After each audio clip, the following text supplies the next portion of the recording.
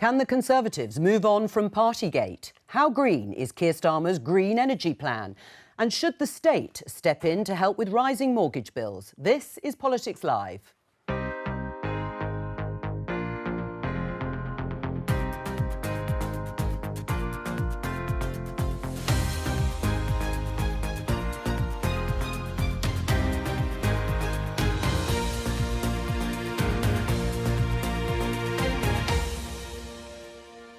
With me today, Conservative MP Matt Warman, Shadow Business Secretary Jonathan Reynolds, political reporter for The Sun Noah Hoffman, and the host of Politico's Westminster Insider podcast, Alva Ray. Today, MPs debate the report into Boris Johnson and Partygate. This is a matter for the House, not for the government, and that's why each and individual colleagues will make up their own mind when the time comes. We'll assess how damaging this has been for the Conservatives. Also today, a credible plan to manage the change, to protect good jobs, create good jobs, no cliff edges. Keir Starmer says he's going to throw everything at going green, but he also says we're going to need oil and gas for decades. Which is it? And as mortgage costs continue to rise, should the government step in? The worst thing to do would be to spend money in order to provide a short-term relief.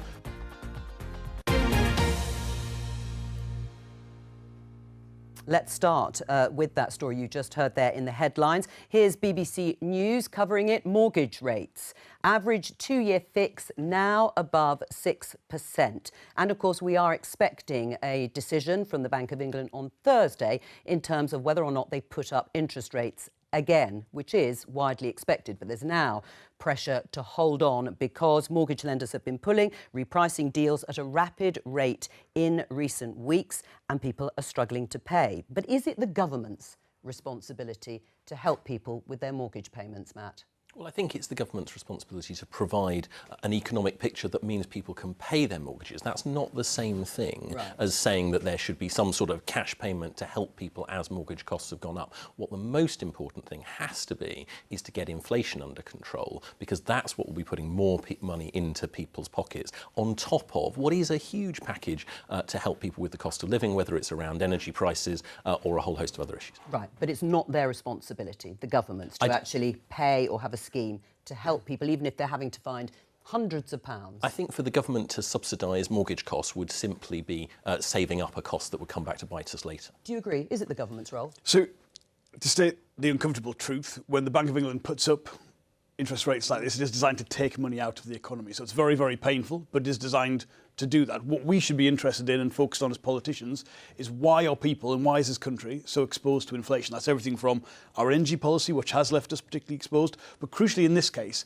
it's the price of housing. And the reason this is so much more painful than the 1970s or 1980s is that people have so much more money they've borrowed, and that comes down to not enough homes being built.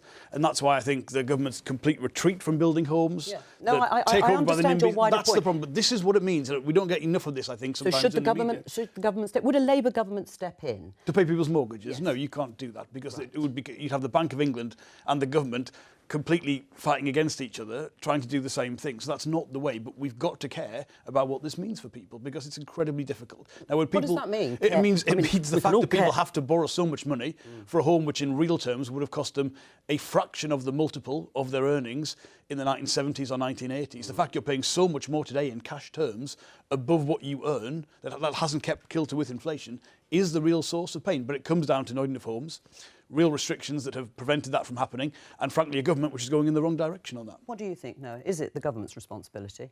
No, as much as many people would love the government to step in. Matt and Jonathan were correct. There isn't this endless supply, and also it would put government at odds with the Bank of England. But I just wanted to reiterate what Jonathan said about this huge issue the Tories have with housing, which I think, Matt, is going to come back to bite you at an election. What does anyone who is sort of young, even middle class, we've done everything right, we've gone to university or, done an apprenticeship, we're working in good jobs, we're working hard, we can't afford houses. It's not fair, it's not what we were promised. And now then there's this issue with extortionate interest rates, which the Bank of England argue are necessary, to tackle inflation. What are you going to say to people when they ask you about that on the doorstep come a general election? Well, And the huge challenge has to be to get those house building numbers up further. Part of this is also about controlling immigration. I think we shouldn't leave that out. But it is about the supply versus demand. And we've seen a huge shift. We have seen some success from the Conservative government in building houses, but it's no secret that we need to do a huge amount more. Right. There is a slightly unfortunate photograph of Michael Gove, the Secretary of State responsible for housing, out campaigning for the by-elections this weekend, holding a leaflet with a little tick beside a statement saying, "We've slashed house building targets in this area." So unfortunately, that's the national picture. Noah's absolutely right. Housing is a huge issue, affecting so many people in different ways, whether it's worries about mortgage or about rent costs. But then actually in certain constituencies that the Tories are trying to hold on to, they're actually presenting a completely different message. I don't know which it is. And of course, mandatory house targets have also been scrapped by the government, by Rishi Sunak. But do you think the government should step in? Is there a moral imperative in the way the government obviously saw with energy bills and paying people's wages during the pandemic? Is this different when it comes to the struggles that many families and households are going to face to try and find the money for the rising bills? I mean, I think there's been a bit of a change in politics since the pandemic, where it became much more normalised for governments to step in and provide that kind of support. And since the pandemic, where we saw so many government interventions, I think Liz Truss felt there was this overwhelming pressure before she became Prime Minister to do something big on energy bills. We don't talk about that much, but she really quickly made a pledge to help people with their energy costs, which was more than the furlough scheme. And we didn't have a big moment where we all sat around panels and talked about that in the same way, because the pressure was different. And I think that there'll be people watching this who hear the reasons, it's as stated by Matt and Jonathan, but who just feel so worried about this. It's a very intimate way in which people are affected by what happened a few months ago, Liz Truss and Kwasi Kwarteng. And I think they'll just think, well, what do I actually do? It's lovely that we're going to try to get inflation down, but that's so abstract. What do I do when my mortgage costs go from £1,000 to £6,000 a month or something crazy? But I do think it's also important to say that what is the thing that troubled the markets most about the mini budget? It was that enormous taxpayer commitment. And I think that help with energy bills was obviously the right thing to do. It was obviously essential, but you do have to try and square that circle. Is that what it was? Well, no. I mean, the thing about the mini budget, Matt, was actually that huge spending items, as I said, that was expected. The markets took that. What they couldn't accept was the complete irresponsibility of slashing the top rate of tax, a whole range of other. Come on, Jonathan, you know that made no difference whatsoever to the markets. It was the multi-billion pound commitment. I strongly disagree, because that was around the energy price. How much was it worth? How much was it worth in the end,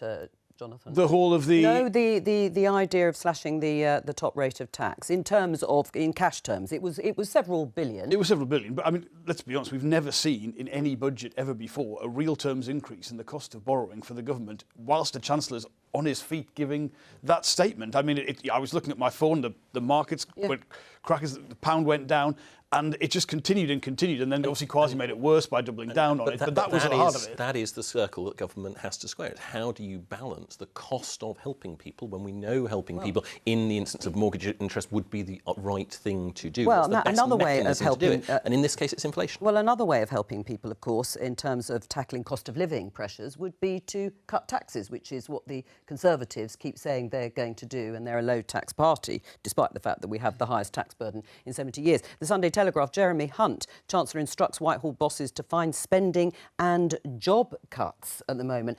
Are they affordable? Will they ever be affordable between now and the next election, a cut in tax? Well, the Chancellor's been very clear that that's what he wants to do. Obviously, there will be a budget coming up before the end of this year. I think would you like to see it? Well, what I want to see is an affordable package, and what that has to mean is both putting more money into people's pockets, of course it does, but it also means making sure we've got the resources to fund the public services that people need. So that balance is something that I think will probably see a decision made much closer to the time than it is now. Because, for instance, we're also seeing government borrowing costs rise as interest rates rise. So there are lots of factors to take into account. The idea that we're going to sit here now and say, right, this is the plan rather than this is the aspiration is obviously daft. Let's have a look at this headline in the Financial Times, because this afternoon MPs will be gathering in the House of Commons to discuss the report, the damning report into Boris Johnson, who urges allies not to oppose damning report into his conduct. This is a headline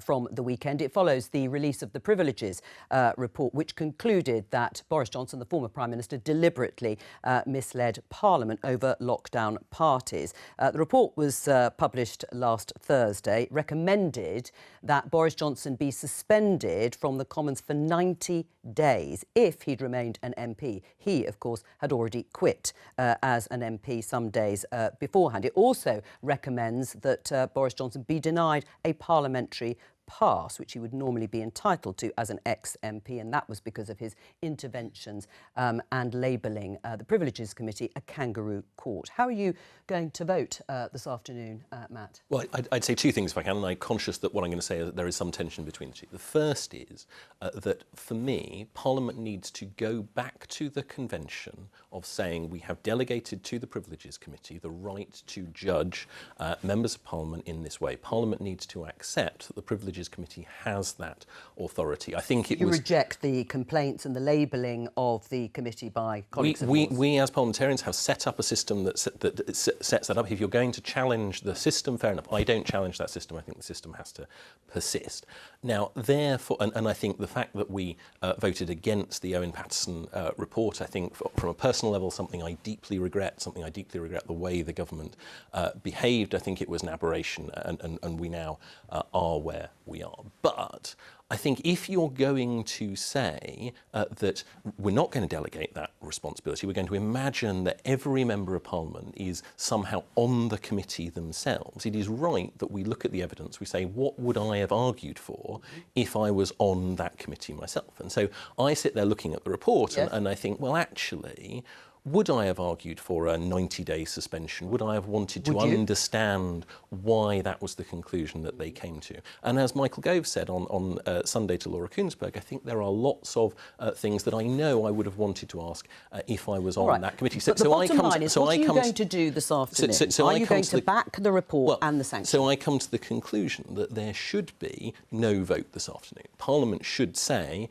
this is the responsibility of the Privileges Committee. We allow them to get on with it. But ultimately, just as I did with the Margaret Ferrier report subsequent to Owen Paterson, then I think abstaining is the right logical course if you don't agree with every single word, but you do accept the Privileges Committee. So do you broadly think the 90 days was too tough? Well, so I think that if I was on the committee, I would have asked the question of the chair, for instance, why is it you think that we're going to extend this repeatedly? But I come back to Parliament should be backing the principle of the Privileges Committee, which is more important than any one case. I know you're going to obviously be backing the report, but just before I get a fuller answer from you, no, it's interesting that Boris Johnson called off his allies not to oppose the report into his conduct. Is that because there just weren't enough people who were going to stand up for it? It would have been embarrassing today if it had gone to a vote. Yes.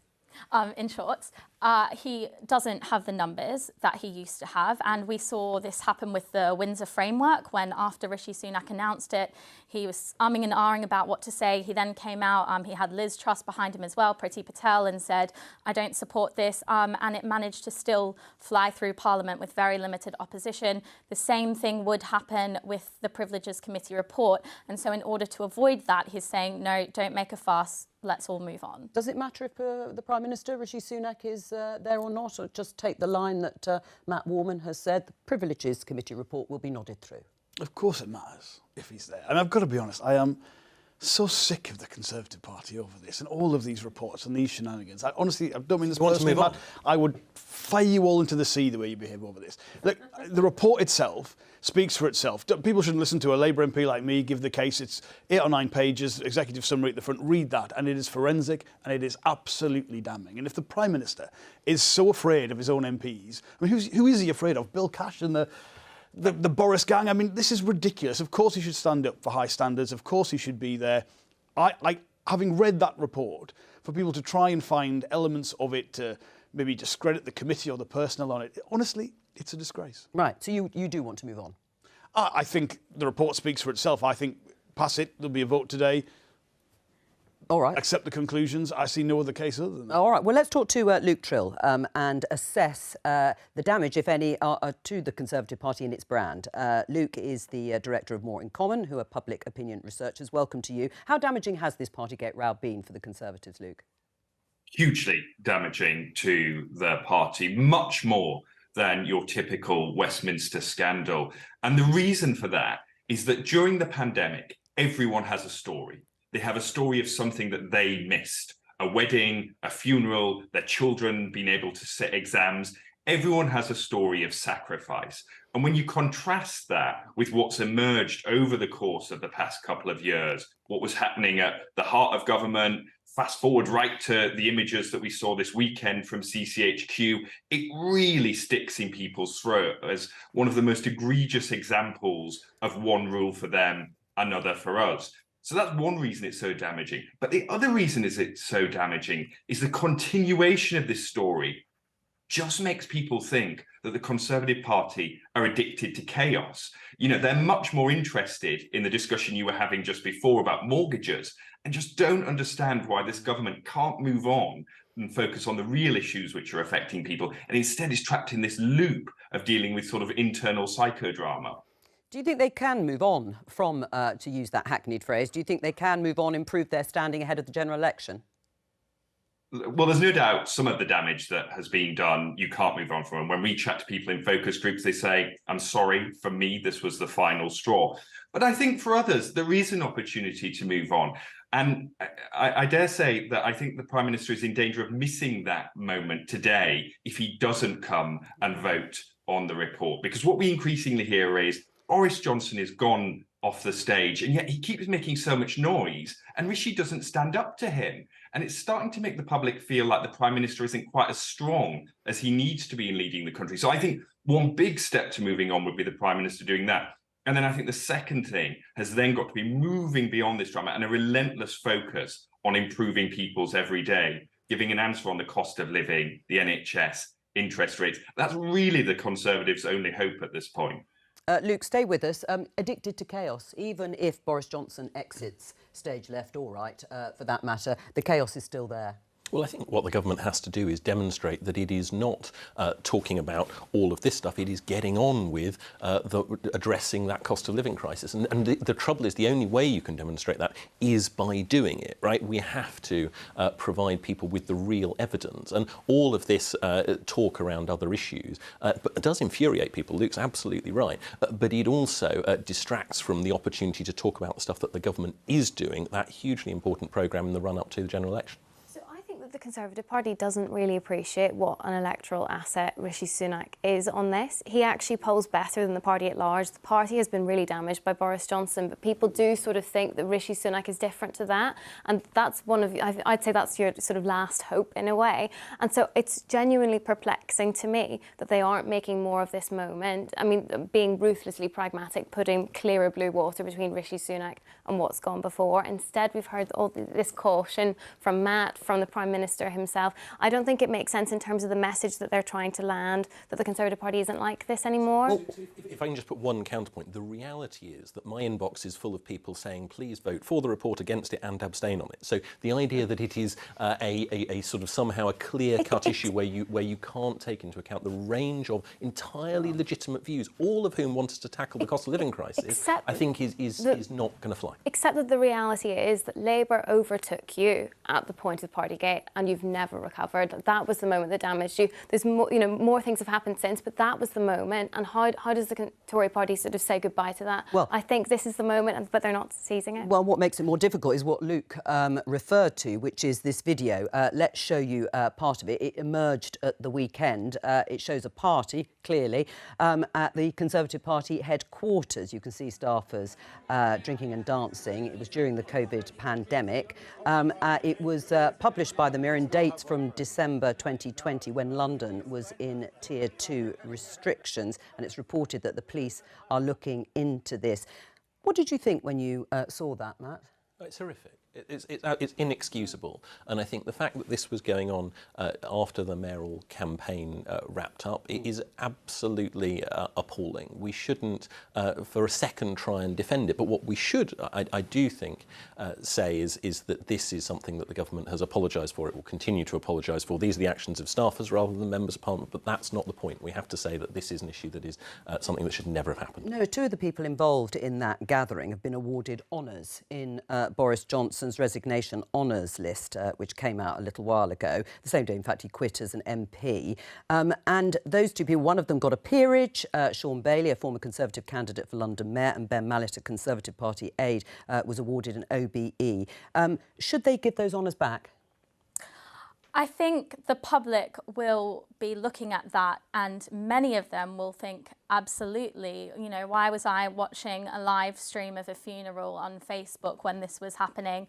But I think the whole honours system in general and the way that Boris Johnson has made use of it has really put into question the entire functioning of the House of Lords and the honours system. I think a lot of people are very upset that perhaps some people who have quite limited experience in politics are suddenly going to be life peers. I mean, where's mine? So it's in the post, no doubt. I mean, would Labour strip them of their either a peerage and or award in this case? Well, they should definitely be blocked. None of these resignation honours should go ahead. I don't know whether you can legally withdraw honours from people. I think you can. I've generally no idea. You could write, I think, to the relevant body, Jonathan, and ask for a forfeiture if you fancied it. Will you do that? Will Labour do that? I mean, I think clearly what we can see as being necessary here is the Prime Minister to say we're not going to have this entire process. Keir Starmer has already said himself he will not have a resignation honours list if he gets to be Prime Minister.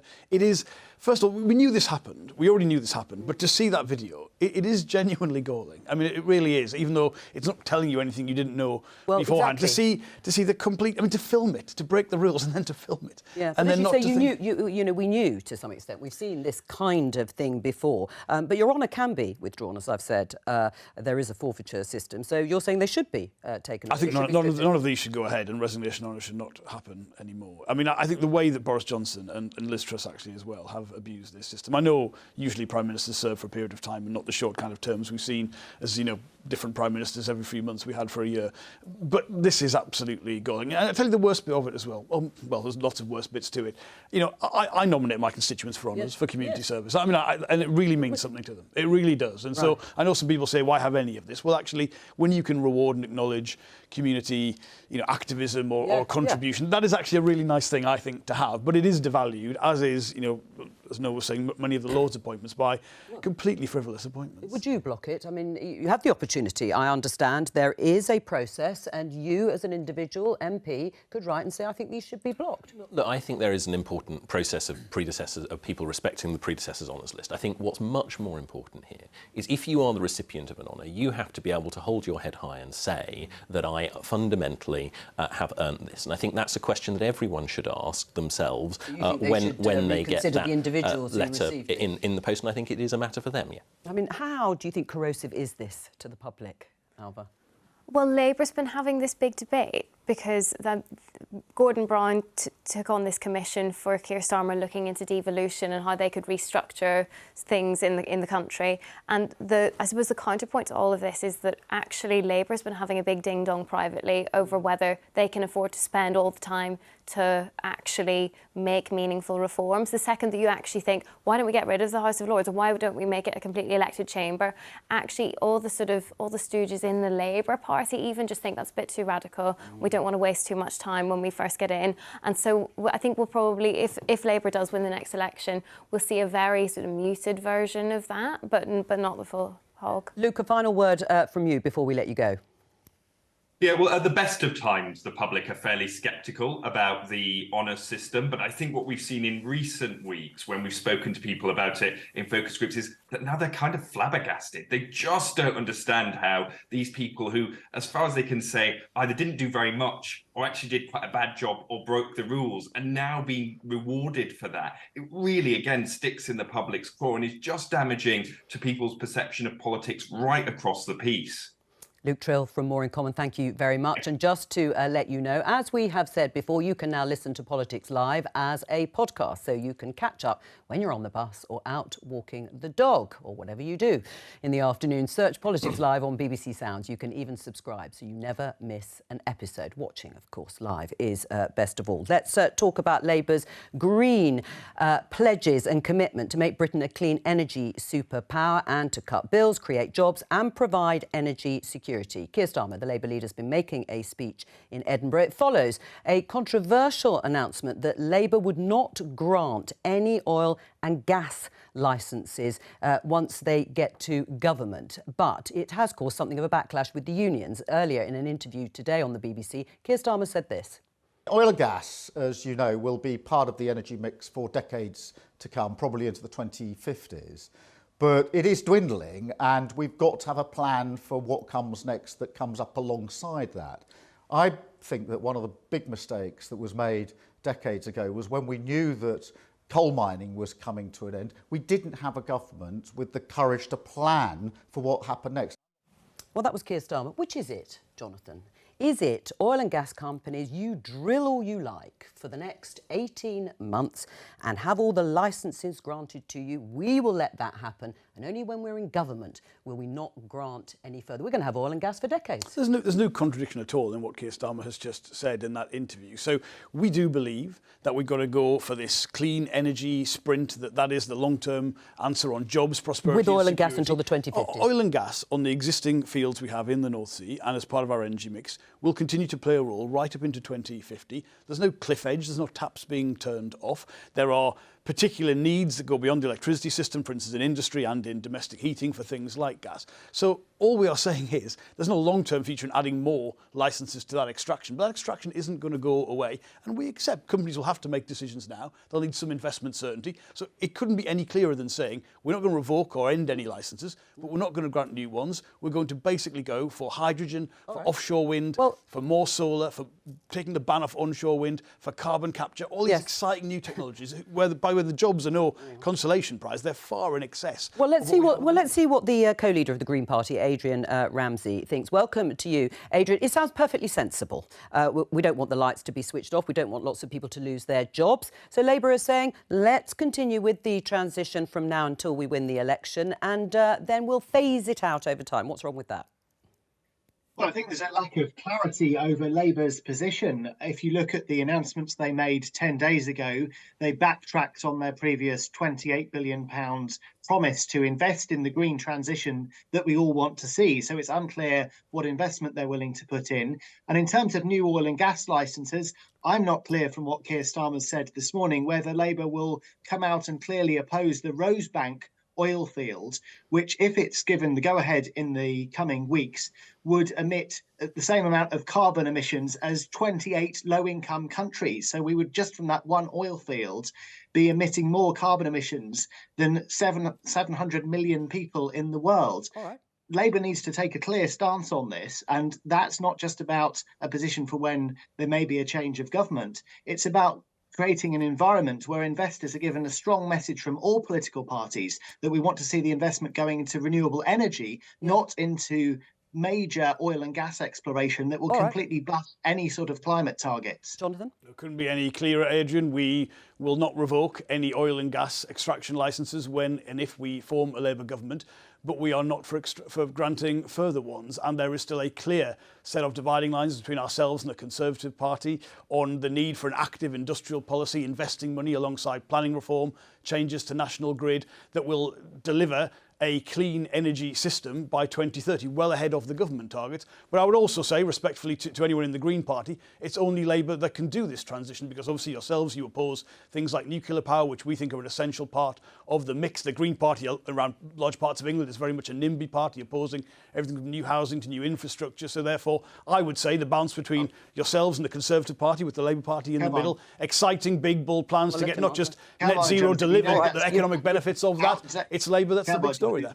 You know that's an outdated trope. Green councillors around the country are promoting the right sorts of developments that we want to see, supporting the huge opportunities that we have in home insulation, in renewable energy, in public transport, in supporting local farmers with this transition to a fairer, greener country and economy. And Labour are holding us back in far too many ways, giving developers carte blanche to allow new developments to go ahead without requiring the renewable energy and the home insulation that's needed. And Labour's plans to insulate people's homes around the country are inadequate. You're looking at getting homes to EPC level C. We need to be insulating homes thoroughly to really keep people's bills down, make the most of renewable energy and tackle the cost of living crisis. And if we're going to 19 million homes here into EPCC is a huge commitment, as is our commitment to the transition of the steel industry to green steel, to build gigafactories so we can have electric vehicles and maintain the automotive sector in the UK. But I'd say again, there are technologies that are essential to the transition and to the economic benefits and national security being accrued to the UK. I think the Green Party's opposition to those technologies, particularly nuclear and small modular reactors, means that you cannot deliver that, whereas we've got a plan which is not just about net zero, it's about the economic benefits and national security being here in the UK, that I think is a compelling economic offer as well as the one on climate. Well, picking up on that, Adrian, because Keir Starmer said very clearly in his speech that he didn't want to see a cliff edge. He compared it to the 1980s when under Margaret Thatcher's government all the coal mines were closed, or pretty well all of them, and it led arguably to the decimation of those communities. Isn't that what you're advocating now? Shut it all off now, and that will lead to a cliff edge economically. No, absolutely not. This transition needs to be planned, and we need to engage businesses, we need to engage trade unions in the huge opportunities we have in these skills in green industries. But the point about oil and gas licenses is that there's already enough committed that would breach safe levels of global warming, of greenhouse gas emissions. So to be backing new oil and gas licenses or failing to clearly oppose Rosebank, as Labour seems to be at the moment, is deeply irresponsible. And when we need to look at the numbers here, yes, they need to add up financially, absolutely. And the investment that we put in will more than repay itself in terms of the benefits to society. But the numbers have got to add up in terms of climate as well. Well, let me put that. Is this a climate emergency or isn't it, Jonathan? It is a climate emergency. Right. Well, then shouldn't you be making and taking that strong stance? And the same with the Conservatives. I mean, I think we have. Last time, a week ago, I was on these programmes. It was the other case being put to us that we were being too radical, too ambitious. So I'll take the position in the middle. Last week, no, we did. We had exactly the same policy. We have never said we will revoke oil and gas licences in the North Sea. We've said we will not grant new ones. It has always been that position, actually since January of this year when that was in the public domain. So I reject that entirely. And on the 28 billion, it is, I think, far better to judge any policy by what you get out of it rather than what you spend. You can't just come in on day one and hit that level of expenditure. We've laid out these plans, whether it is home insulation, green steel, gigafactories, the need to increase onshore wind, offshore wind, hydrogen. The details are all there and through it in the speech. Well, you back them. You back them. If you call it a change or rowing back or watering, but these are policies that you back. Obviously, phasing in a £28 billion investment and continuing with oil and gas licences that your government will grant. Absolutely. And then they'll change it. Well, no, I think that this is a perfectly sensible, middle-of-the-road approach that the government is taking and which shares some of the approach that Labour is taking. My problem is that Labour has got this £28 billion commitment that they've then rowed back from. They want more onshore wind, but they also want... They're just not going to do it necessarily the first few years. They consistently change the policy in pursuit of whatever is politically expedient this week. Right. That is going to be a huge problem for Labour come the next election, because what is the Labour Party you want? Is it the Labour Party that says we want more onshore wind and we want to empower communities, or the Labour Party that says we want more onshore wind and we're not going to... Well, I'm going to come back to you on the issue of onshore wind and planning more generally. Middle of the road, a sort of solution or whatever, the phrase that Matt used, is middle of the road going to wash in terms of the climate? In terms of the actual policy, probably not. I mean, we are so far behind that these sorts of conversations and plans should have been, taking place for the 2019 general election. That wasn't a green election. We're already kind of miles off hitting 2030 as a net zero target. Even 2050 is actually really ambitious, because to actually realistically hit that, you need to have the bulk of things done by 2030, and then that's just the long tail finishing things. So we're miles off. But the problem is the politics of it. Rishi Sunak is not very green compared with Boris Johnson. He's just not personally very interested in that. Labour are the only real opposition on that, and they're much more concerned with appearing economically credible than they are seeming radical and green. They've made this speech today, but you're more comfortable, actually quite happy to have a big sort of awkward U-turn. We're just being too economically credible. We can't spend that much. I think it was a real mistake, and you see this in a lot of the coverage of that decision, to posit economic responsibility as being opposed to ambition on climate or some kind of economic transformation. You only get one with the other, and the cost of government borrowing has gone up, certainly has been going up since particularly the Liz Truss brief government. So you've got to acknowledge that. But also, it's not just about, you can't just turn a tap on and hit that level of investment. That will build up over time, and clarifying that position. And of course, if the government did some of the things we want to do, we'd count that towards the expenditure as well. So just clarifying that position is not a U-turn away from the ambition on the policy. It's how you actually deliver it. Your readers behind green initiatives, the sorts of things that we're discussing here? So the goal of net zero is a good goal. And it's, you know, we are all very much aware of the fact that climate change is a real dangerous thing. We want a lovely, healthy, luscious green planet for our grandchildren. But we're not prepared to make the sacrifices. No, it cannot come at the cost of hard-up households who at the moment's #1 priority is the cost of living crisis and issues like the mortgage rises. That is the main concern with Labour's policy. Well, Adrian, I'll come up to you in a minute. Adrian, would you respond there broadly to what Noah has just said, that it can't come at a cost for hard-pressed families and households? We absolutely need to have a complete focus on the cost of living crisis, and the huge rise in energy bills is one of the reasons for that, which is why we've been arguing for a nationwide programme to insulate people's homes, to keep bills down and create jobs, as well as tackling carbon emissions. And in terms of the wider economy, we need to create a fairer economy as well. One of the ways in which we need to pay for this transition to a fairer, greener economy is if we could increase taxes on the very wealthiest 1%, even just a 1% wealth tax on the richest 1%, could create tens of billions a year that we could invest in these changes. And it's also an anti-inflationary measure as well to bring about a fairer society. What does everyone think of a wealth tax then? I'm going to say, first of all, the cost of living crisis has been predominantly caused by energy costs, particularly not just to heat your home, but also for food costs and what that has meant.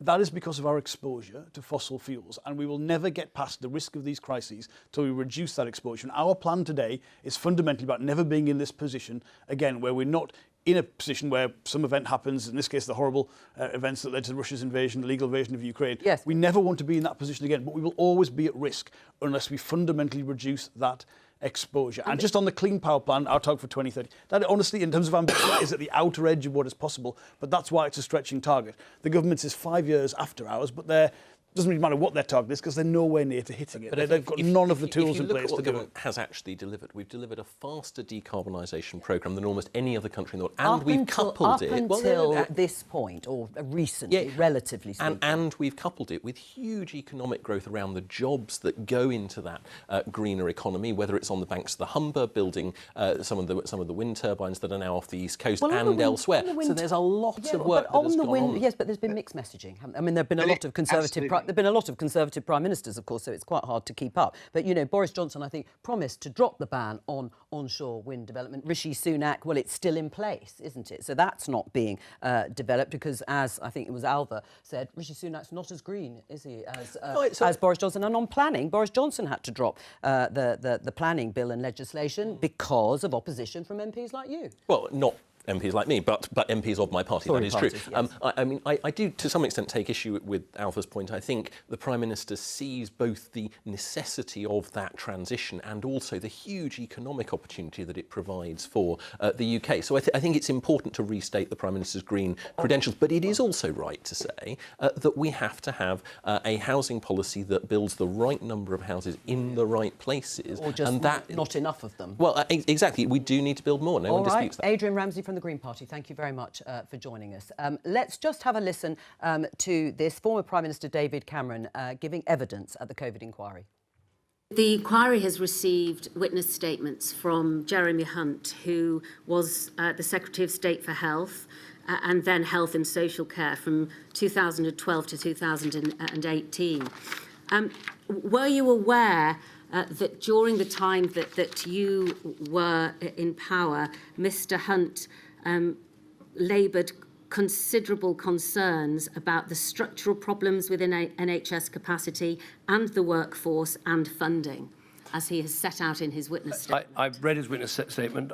He was a very capable health secretary. I worked with him extremely closely. Of course, he was always batting for the NHS and for all the extra resources he could get. These decisions were arrived at collectively. I agree with a lot of what's in his witness statement, you know, where he says there's more that could be done, for instance, for future workforce planning. But I will absolutely defend the record of the government in both getting control of the finances and increasing funding for the health service at the same time. Well, let's get reaction from the panel to that. I mean, the accusation is that austerity, the period of austerity from 2010 to 2015, left this country exposed, more exposed than it should have been. One of the examples was running the National Health Service at such a high capacity that it couldn't cope in the event of a pandemic like the one we've had. Well, I think the premise of the 2010 and indeed the 2015 election campaign was that the public finances were in such a parlous state. We needed to make some very tough choices. Nonetheless, so you admit they were affecting public services? Well, of course they affected public services. That was completely open in the election campaign and throughout the Parliament. What is important to say, though, is the thing that was protected absolutely throughout that process was the health service. And so I think we have to say that austerity necessitated some immensely difficult choices. It's easy to look back with hindsight and say, well, maybe I would have done that rather than the other. I think the key point, though, is to say that they were difficult choices made knowingly and that they were protecting the health service above all other public services. I mean, hindsight is a wonderful thing in this case. Well, you don't expect me to say nice things about David Cameron or austerity. I mean, I would say objectively, you have to point out, first of all, Matt, that the spending settlements for the NHS under David Cameron's governments were very, weak, even compared to previous Conservative governments. I mean, this was a very difficult period. But better than huge numbers of other public services. I would like, well, yeah, that's relative. I would like this inquiry, genuinely, to give us something that we feel we will be better prepared for future pandemics, future events. And I think you do have to look particularly at the drastic cuts to local government and how that pushed more need into the health service, what that meant in terms of the capacity to absorb crisis when the workforce and the beds issue was so strained at the time. That would be genuinely useful. David Cameron's reputation is what it is and it's not very good, so that's not going to affect it. But let's try and learn some real lessons. And this was a period. There were political choices here. Corporation tax was reduced very significantly during that period alongside these very limited spending cuts. Right. You reversed that as a Conservative Party, I know, but these were choices. Let's look at them objectively and try and learn something from this. Are your readers interested in seeing a former Prime Minister like David Cameron answer questions about policies that they undertook during that period of 2010 to 2015 to see if we were prepared enough for COVID pandemic? I think above all, our readers are focusing on their grocery shops, which are becoming unaffordable, things like energy costs.